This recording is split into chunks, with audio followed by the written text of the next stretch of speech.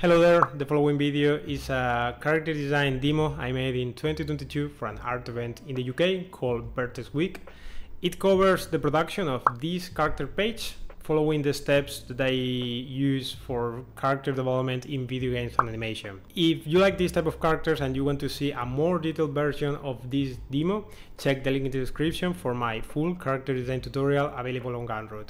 And yeah, hope you enjoy the process of the following video, and thanks for watching.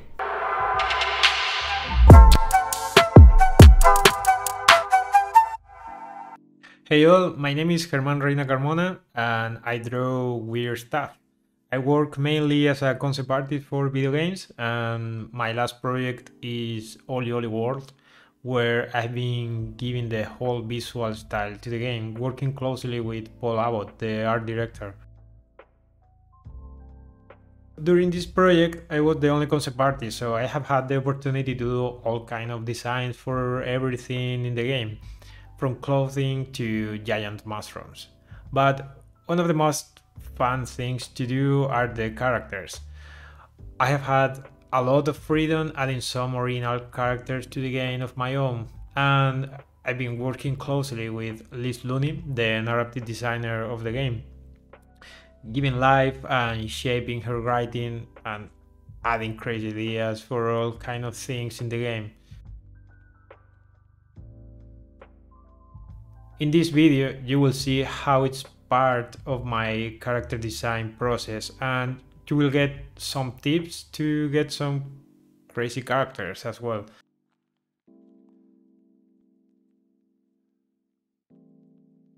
In general, when I am in production and I starting to do some character design, I have two ways of doing it. The first one, I got a description and maybe a short bio from the narrative designer with some background of the character, some physical description, maybe some props, some cool props that they could have. So that's the first way, and the second one is where I even have more freedom and I am just told to create some characters for a specific environment. Usually this is just for background NPCs, not for very important story. We do the first way because obviously the narrative designer is super important here to shape the story and the whole world. And for the background NPCs, it depends. Usually the narrative designer thinks, at least here how we have done a little work, she has some cool ideas, and then I can add even more. Or sometimes it's just like, hey, let's do some NPCs for this area, and I can just explore things like if it's in a forest, I can think like, hey, let's use the trees and whatever, some classic stuff from the forest, and just explore weird ways of using known props from there, and just trying to get some strange shapes and different ways of adding new characters there. So here I'm going to show how I do the latter. So it's more like, let's take an element or a shape and just explore, derivate, model that element to get some different characters. For this I thought, hey, let's do a cute egg character and use this overused shape to try some new things. Well, or maybe not new, but just try some things.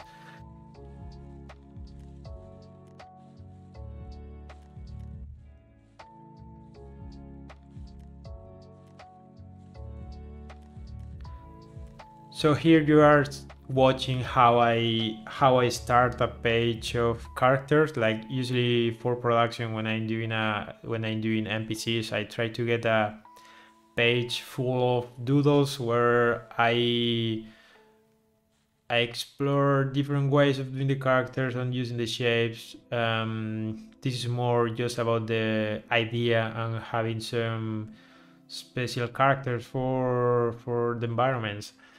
At this stage, I'm not worried about proportions, about being clean with line, or I try to separate the issues when I'm designing. So first step for me is just the idea itself. Like, I don't care about how beautiful it looks or not. Like, I'm trying to get some funny characters with interesting shapes, at least for my taste or how I see them, and some different ways of using the shape. For example, here for the egg, you are watching that I have done like a couple of maybe boiled eggs and a couple of fried eggs. So the first one is like, okay, let's keep it simple. Let's first lay out one of my first ideas for the egg character, where I cut the egg and I keep the yolk. So the yolk is the head, and the rest of the body is just the rest of the egg itself. Then there is like another one where I kept the shell, so I broke the shell and you can see the face of the characters through the shell. And then a couple of fried eggs where I have tried just a regular one and then an upside down one. So it's just more like thinking about the element and how I could model it, so there are different variations of the shape of the same element. So at this stage I'm just exploring, and I have to try out as many options as I can. So we have some characters to choose from in production. Like, for me, this is like the most critical part of designing the character, because where basically you see the design. Like, the rest of the process is just cleaning up the lines and adding some colors, and that's it. But those stages are not really important, where it's because usually you just care about the design itself.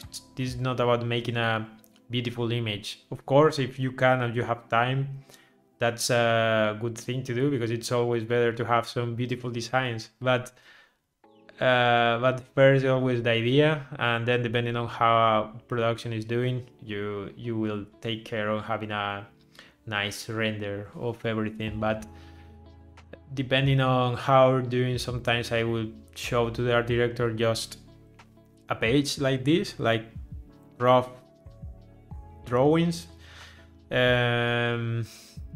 We would choose a few designs, and then I will do like the cleanup, turnarounds, depending on what the team needs for them.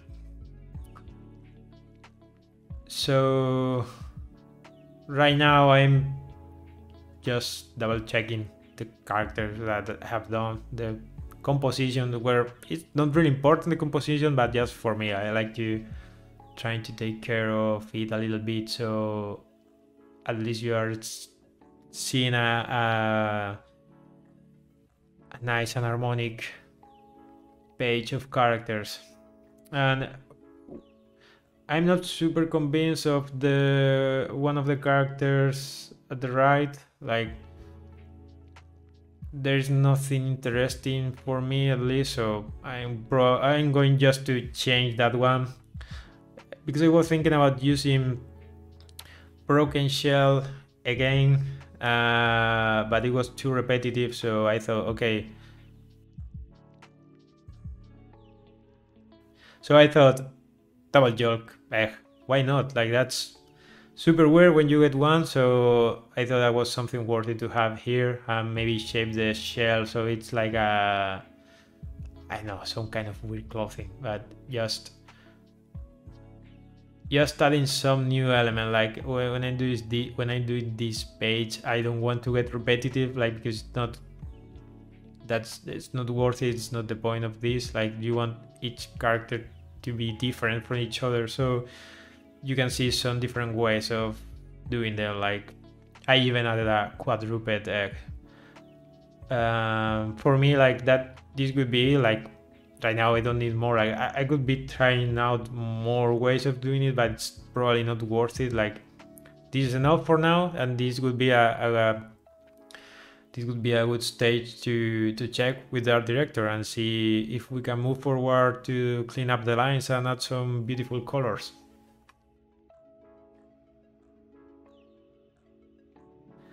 After doing the rough drawing, I have to continue with the super fun stage of cleaning up the lines. This part is more about adding the final art to present the characters properly.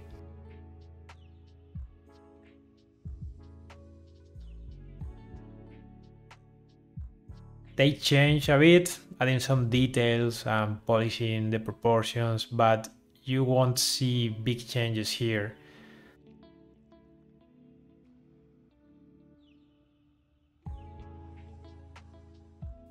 This is a bit more of repetitive process where you are just cleaning up lines.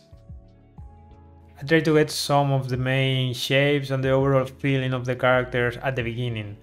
That's why I insisted that the rough part is the most important, because there is the essence of the characters. Of course, they change a bit here with some nice details, but this is the last part of the design process itself. And here you will show how the design works more exactly.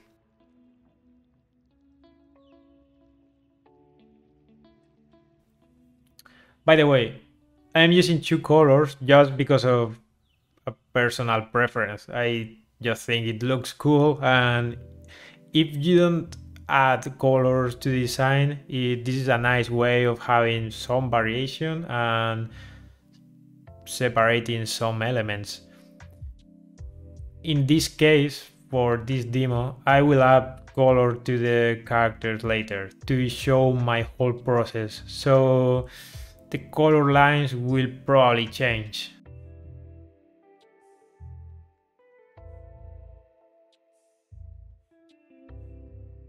In production, if we were in a hurry and if I don't have the time to work on the colors right away, I will deliver the final designs just after cleaning up the lines. So this is a cool way of showing them, I think. This stage is more like about polishing out and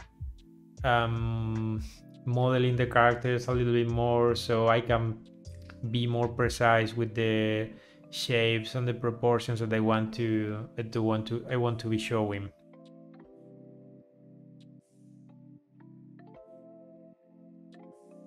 So as you can see, I'm modifying a little bit the base drawing, so I adapt the design to something that I just basically prefer. And I like to zoom into the details, but I constantly zoom out so I can have a bigger picture of the whole drawings. For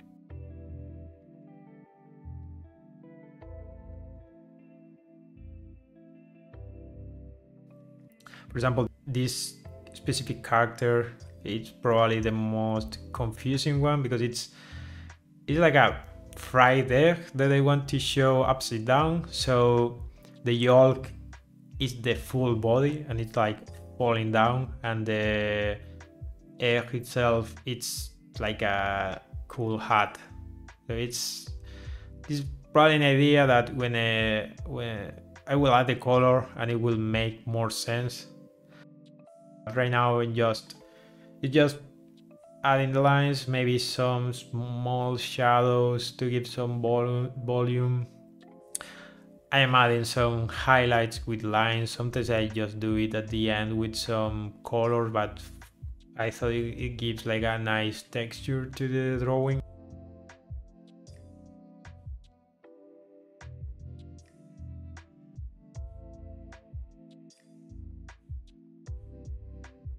Something important for me at this stage is to really have fun and show some fun ideas to the art director. So this should be like the, at least for me, the most enjoyable stage of the design process, because after this it will be adding color, which also is quite nice, but then it will be turnarounds, maybe poses, and some more technical stuff to work out with the 3D team. So yeah, this is usually the part where you should put all of your ideas at stage to check, because later on it will be, everything will be more technical.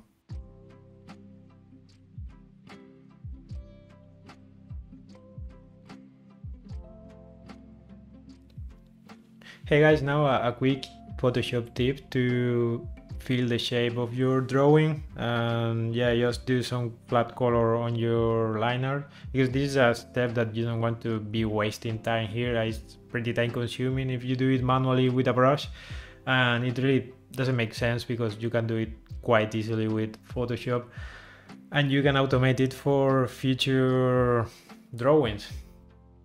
So I think this is quite known, but just in case, because it was super useful for me, I used to spend, for some reason, I used to spend some time filling out the color just manually with a brush. But for some part, I still do. This stage that you just want to work quick really doesn't make sense. Doing the base, it's quite time expensive, so here's the tip. So basically you have your line art like this, and what you don't want to do is to be like this and fill in the drawing manually, because this, you're spending some very valuable time there, and it's quite easy to do. So what I do basically is using magic wand, selecting outside of your drawing. You need to make sure that your lines are close. Like you can have gaps like this, because it will mess your selection. So once you have your drawing and you're sure there are no gaps, you select outside and you basically go to select inverse, and you just need a new layer at the bottom, and you just need to, I'm using a gradient that doesn't care like what you do, but just to feel the inside of your lines. So you don't need to repeat this process. So basically what you have to do is to click on the action button, create a new action, and just record it in whatever way you want. It's really cool about Photoshop because you can automate some very repetitive things, and you can do it in whatever way it works for you. So now it's time to add some colors to our character design. This stage is a more relaxed process in the characters, at least for me. I don't mean that it's easy. I struggle a lot with colors, and it obviously there's a lot of work involved, and there are a lot of moving parts here, because the colors are something that you can't add isolated. It depends on a whole context. Obviously here I'm making up these characters at this spot. I'm just adding like a placeholder color so we can check them out more clearly. Because for example, if I were in production, usually, like I said before, I don't add colors to at the first stage. I just deliver the line art.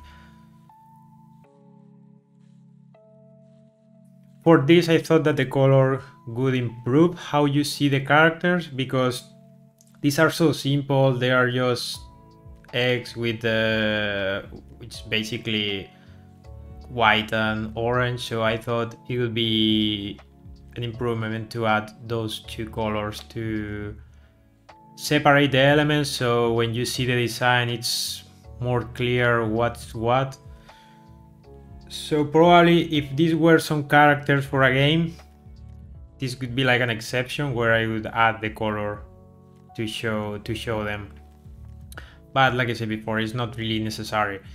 So right now I'm changing the color of the lines because it's the actual red and blue would mess up the colors that I'm thinking about adding, which will be quite easy. I won't spend, for example, I won't spend time adding shadows here because that's also time consuming and won't really help. It could improve the artwork, but it wouldn't be necessarily for the 3D artist.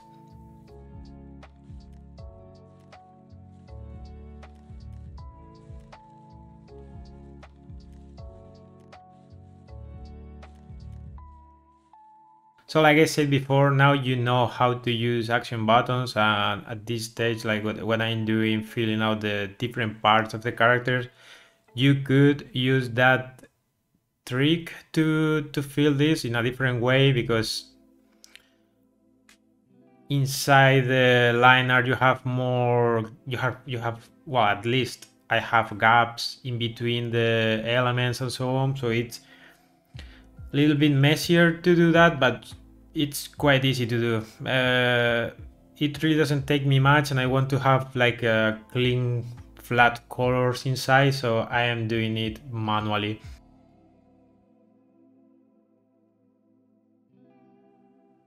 I'm not going to add different colors to each one of them.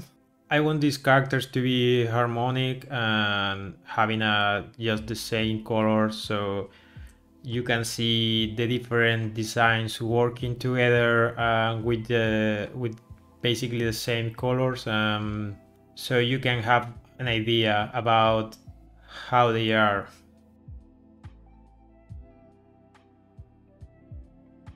One critical point about the colors is that you need to know the context. If these characters are going to be in a specific environment, you need to know the color context and the lighting. It depends a lot of the type of game and how is the color palettes there and the lighting. So sometimes you can have like a neutral color as a placeholder for the characters, and maybe those will change from level to level, but if, for example, these are going to be just in one level with a very specific light, then you have to do the color later on with the context of the environment, not really in an isolated way like I'm doing here, for example, where it's more like what I think is cool and that's it. Like, that's usually not the case. You need a lot of, you are not working alone here, so you need to check how is the whole context.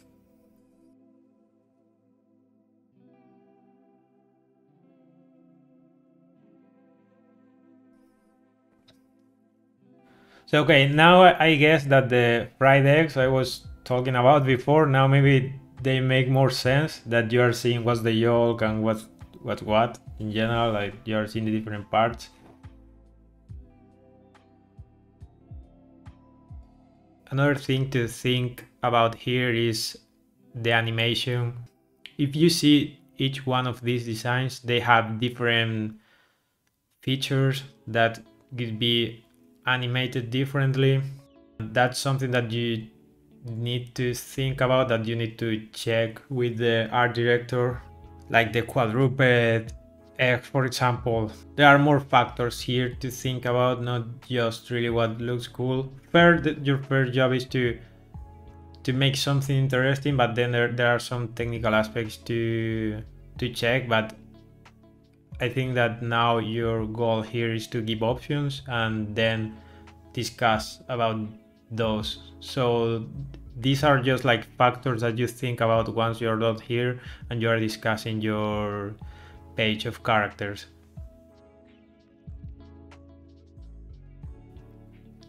So now I have more or less the colors that I want for these characters. Like I was trying to get a nice palette that I like, so I didn't want any outstanding color here.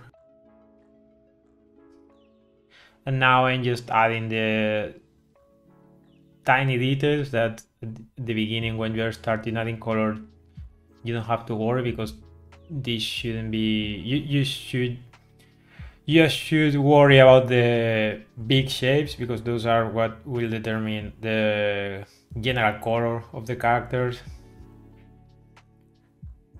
Now, one of the last stages of color for me is adding some other small details like lighting or maybe shadow, that in this case we are not going to add shadows, just small highlight. It just takes like 10 minutes to add, and I think it improves the perception of the characters.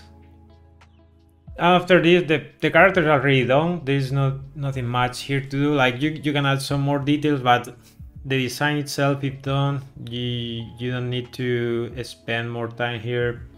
I'm just going to add a nice gradient to give some color variation, but pretty much we have our characters done.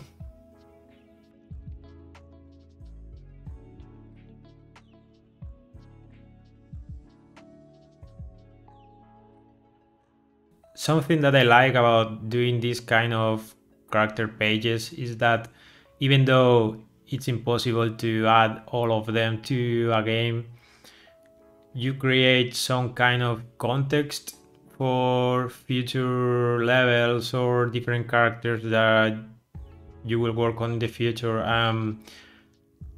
At least I try to, each character that I create, even though it's not going to end up in the game, I try to blend it up with the world of the game. So internally we have more artwork, a richer world creation of the game itself. You can use this in a mood board for maybe a new environment or some extension of the game. So it just creates a cool visual library that you can use later on to improve some things that you do in the game.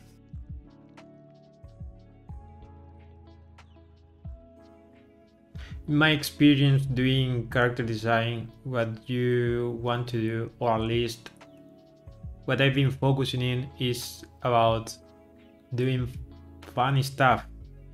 It's what I like and it's what I try to focus. So that's one key part of my process, where I'm trying to think about things that are funny to me. And usually, if I am lucky, I try to work with people with a similar sense of humor, or at least I've been lucky enough to meet people with some similar ways of working, where I focus on cartoon stylized stuff, where I'm not thinking about realistic stuff. I'm just trying to think of whatever is funny, or just trying to break down everything to just create interesting designs and not really having to worry about real stuff or having the need to make sense when I'm designing. So when I'm doing this, it's more like just trying to play with ideas, share this with the narrative designer, creative director, and the art director, having that trust with them to be able to show them anything, and they do the same. So because this is more a kind of brainstorming, where at the beginning is about talking about these ideas, and then you have the job of bringing them to life, being able to shape them in whatever way you want.